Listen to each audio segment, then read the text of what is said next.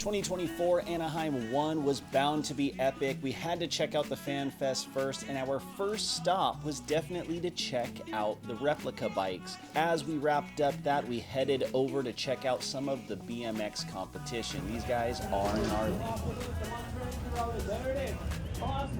We couldn't stop for too long because we definitely wanted to make sure we caught up with Kevin Moranz over at his new rig and ask him a few questions about this season. Kevin, what's going down? How are you feeling? Not too shabby. It's A1, so, wiping the cobwebs off. Just kind of getting everything figured out. We're making some adjustments, but we're into the night show, so we're just getting ready for the night show at this point. So, real quick question. Obviously, the setup has changed, and you got a lot more people behind you. Last year was super impressive. How do you think this year's going to pan out for you? Really excited, to be honest. Obviously, with Champion jumping on board, some other heavy hitters, Hoyt Truck Center, Blue Iron, Red Line Oil, air filters delivered, Throttle Burst with the vlog that continues. So we have a lot of creative parts of the program. We still have sponsorships available. Obviously, people come by, sign the bike, and a bunch of other creative stuff to help us fund the program, because I'm still funding us to go racing. It's a very stacked class, so for us, it's just getting the knowledge from round one, getting through it. Goal is to try to make the main event, but we're going to take it for what it is and learn from it and keep moving. After that, we went over to the Red Bull KTM Rig to go see what the KTM boys were up to. It was really cool to see Chase Sexton with a smile on his face, interacting with his team, looking comfortable. AP always saying what's up to the crowd. One thing that's interesting, though, is, man, did their demeanor change when they threw on those helmets. Here's Chase Sexton. Check out his rig.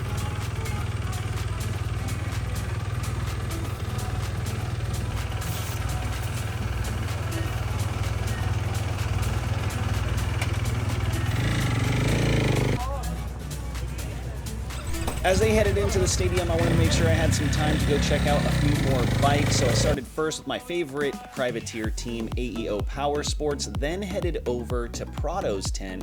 And there was a lot going on over there. It looks like they're filming either a bunch of content or doing some sort of documentary on him while he's in the States. But he looked calm and comfortable, as you can see here.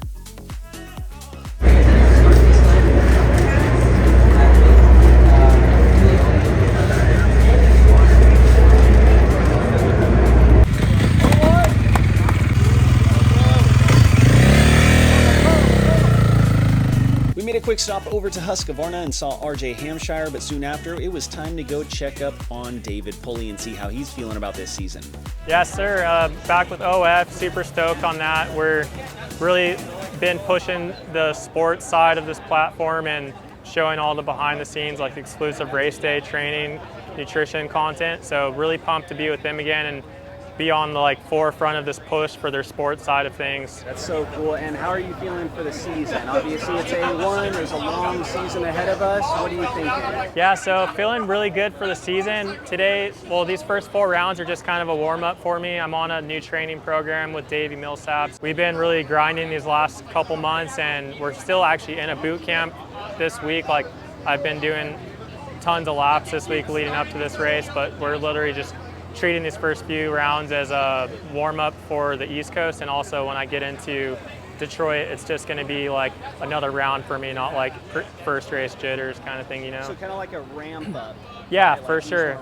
And I mean, I'm riding an gnarlier track, riding these 450 races, being on the 250F in the 450 session, so the tracks are gnarlier and ruddier, and East Coast will get ruddy in the mains and stuff, so it's just good practice all around and kind of mental training in a way.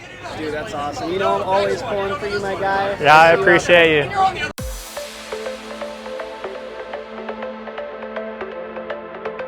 Let me tell you, the beta bikes are sick in person. I can't wait to see how they develop as a team as the time goes on this season. We went and checked out Ken Roxon's bike and really just finished out the pits before we headed in to go see the track and opening ceremonies. The track this year was pretty awesome. It did have a right-hand turn for the start, and as you can see, everybody was amped. Here's AP doing some wheelies for the fans, as well as Chase Sexton running that #1 plate. Soon, it was time for the gate drop.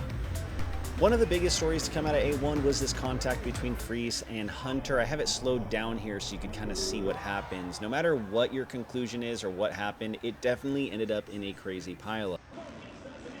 Let's just be honest, Jet looked good all night, even though he had to chase down Cooper Webb in the first heat. Overall, he just looked comfortable and smooth and took home the win overall. In my opinion, the make or break on this track was definitely the whoop section for a lot of riders, but as you can see here, not for Jet. But watch this, Chase almost loses his front end. Here it is slowed down. But he saved it. I wonder if that's because of the KTM or if he's just figured out how to not wash that front end out.